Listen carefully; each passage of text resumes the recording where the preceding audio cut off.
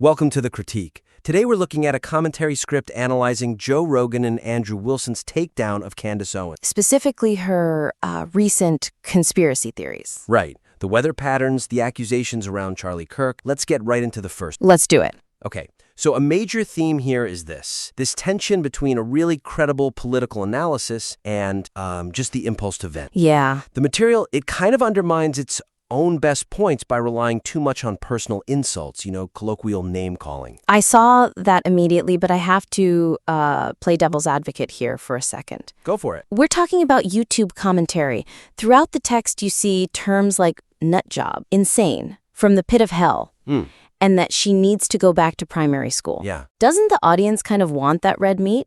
I mean, calling someone insane is usually what gets the clicks in this genre. Why is that a strategic error? Because it might get the click, but it completely kills the conversion. Okay. If you just want to preach to the choir, fine. But this script is clearly trying to persuade. It creates this hard ceiling for the audience. Right, so you're filtering out anyone who isn't already on board. Exactly. You're filtering out anyone who isn't already radicalized against her. If the goal is to persuade a fence-sitter or maybe someone who follows Rogan but isn't sure about Owens, this language is an immediate turnoff. It just signals bias from the jump. It signals bias, not objectivity. You're basically giving the skeptical listener permission to tune out before they'd even hear your evidence. That makes sense. So the suggestion is to replace these character attacks with a deconstruction of the strategy. Okay. We need to show the audience why the behavior is manipulative, not just label it as dumb.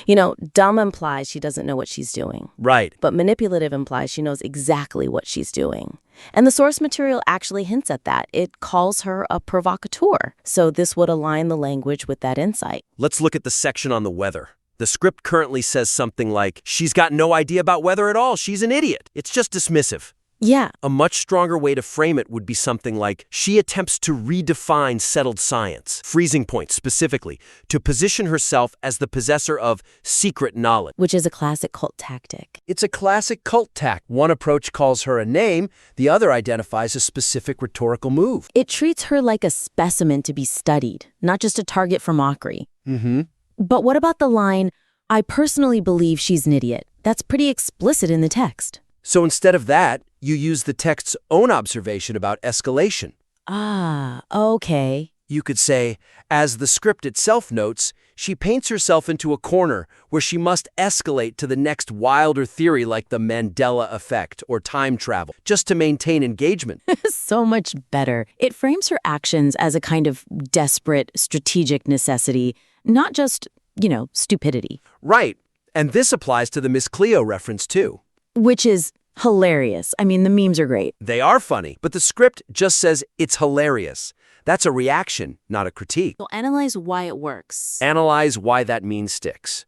It works because it highlights the absurdity of claiming supernatural insight into factual events. It strips her of political authority and recasts her as, like, a tabloid psychic. That's the critique. That's the critique. State that explicitly. Yeah, it makes the narrator sound like an expert dissecting something, not just a guy yelling at a screen. Okay, so moving on to structure. The argument here is that the narrative just loops. It goes between the weather incident and the Kirk murder theory over and over, and it confuses the whole hierarchy of the argument. This was a huge friction point for me. The script feels like it's just circling. Yeah, it jumps from Rogan to the weather, back to Rogan, to the Kirk theory, then back to the weather again. It feels improvised. It feels very improvised, like we're told multiple times that Rogan called her out before we even really understand the depth of the accusations about Charlie Kirk. Right. It's like we're watching the writer figure it out in real time. But I guess why does the order matter so much if all the facts get presented eventually? Because context changes the weight of the evidence. It's disorienting. You don't know if the weather is the main point or if the murder accusation is the main point. And is the connection between the two even fully established?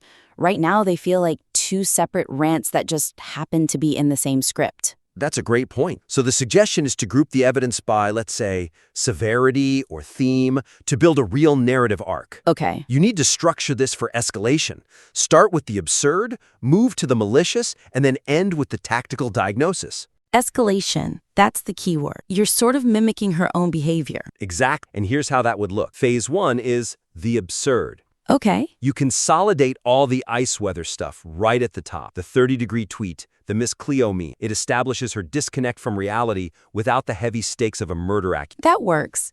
You hook the audience with the funny, ridiculous stuff first. It's a low-stakes entry point. Then you transition. Phase 2, the malicious. Right. This is where you bring in the Erica Kirk killed Charlie theory and the Bridget McCrone stuff. It shows the shift from, harmless ignorance to actively harmful accusation. So you're saying, look, it's funny when she talks about ICE, but here's why it's dangerous when she applies that same logic to a widow. You're raising the stakes for the listener. And then finally, phase 3 is the diagnosis. The tactics. The tactics.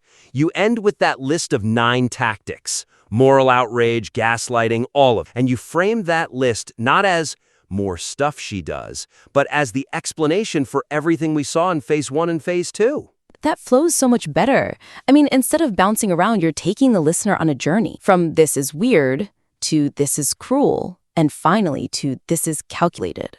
Right. It turns a collection of thoughts into an actual coherent thesis. Yeah. Which leads us perfectly into our third point. The script does a great job of identifying her manipulation tactics, but the strongest part, that breakdown of the 9 tactics, is currently buried and rushed. Oh, this was the most frustrating part for me, because the content itself is excellent. It is. It lists these really powerful concepts: gaslighting, victimhood claiming, spiritual shifting. Deflection. But it delivers them in this rapid-fire list near the end. It's just, then you have this, then you have that, then you have this. The listener has no time to digest what spiritual shifting even means before the script is on to the next thing. It's a data dump. It's a total drive-by shooting of concepts.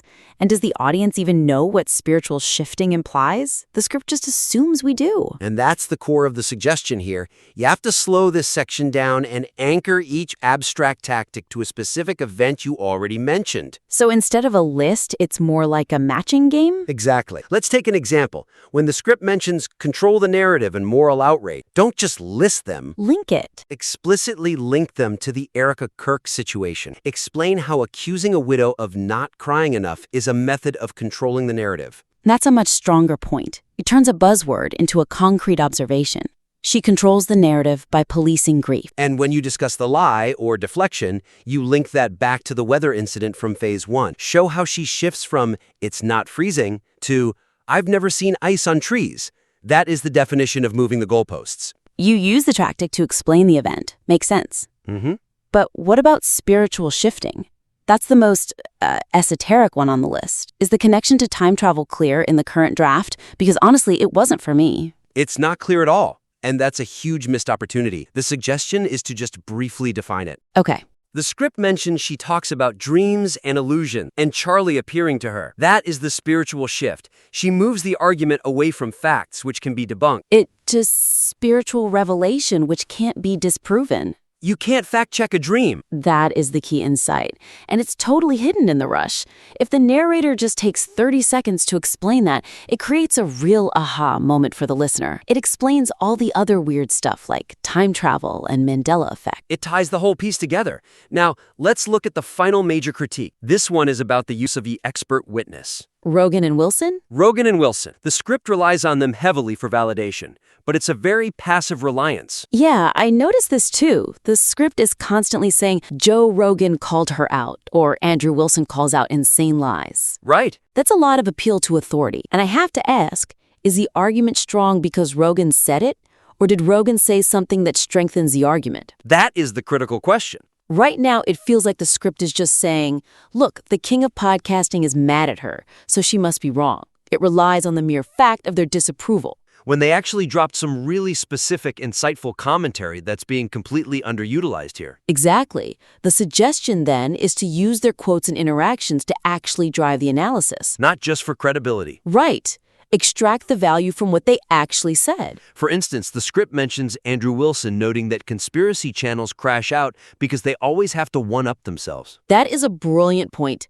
It's a profound structural critique of the whole conspiracy economy.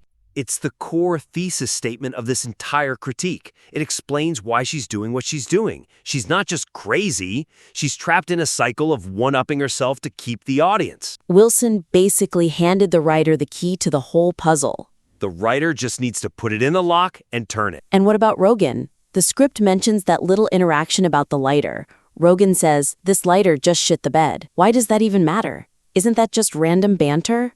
It matters because it sets the scene for a status game. It shows the casualness with which Rogan dismisses her. Oh, okay. You have to use that contrast. Rogan is casually asking for a lighter, laughing at memes, while she is intensely accusing a widow of murder. It's about frame control. It's a total status game. She's vibrating with intensity, and Rogan is just looking for a light. By highlighting that moment, the writer can show that Rogan isn't just disagreeing with her, he's above her. He's not engaging in the hysteria. Which makes her look small, and that shows her hysteria better than calling her a nutjob ever could. That's a great narrative device. Show, don't tell. And building on that, what about the bigger picture of his audience? That's the other part. The script says Rogan is the biggest podcaster in the world. Right. So frame his dismissal not just as he thinks she's crazy, but as a signal that she has lost the normie audience. That's a critical blow for a provocateur. The fact that Rogan, a guy who is open to all sorts of wild stuff, thinks she's gone too far, that's the ultimate metric of her failure. That's the point to hammer home. It's not about his opinion, it's about his position as the gatekeeper to the mainstream. That makes the whole Rogan angle much more analytical and less, fanboyish. It turns him into a data point, not just a celebrity endorsement. So, to wrap this up, we have a piece of content that is clearly passionate. The knowledge is there, but it's shouting at the audience instead of explaining to them. It needs to mature from a rant into a real dissection. Here's the summary for the listener. First, strip away the nut job and pit of hell insults. They just lower your authority. Replace them with descriptions of her actual strategy. Second, reorder the segments. Yes, build a ladder from the absurd weather tweets up to the malicious accusations. Stop the looping. Third, anchor that list of tactics to specific evidence.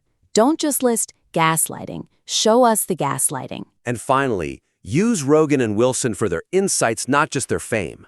I would love to see a version of this script where that tactics section is the actual climax of the entire piece. And that's the call to action. We invite the listener to restructure that tactics section. Take the rapid-fire list, slow it down, pair each tactic with a specific event from the text, and then place it at the end of the script as the diagnosis. Yeah. Resubmit that work, and let's see how much stronger the argument becomes. It's going to be a completely different piece of media. Much, much stronger. We look forward to reading it. Thank you for submitting your work to the critique. Keep challenging yourself to write better. Keep digging. We'll see you next time.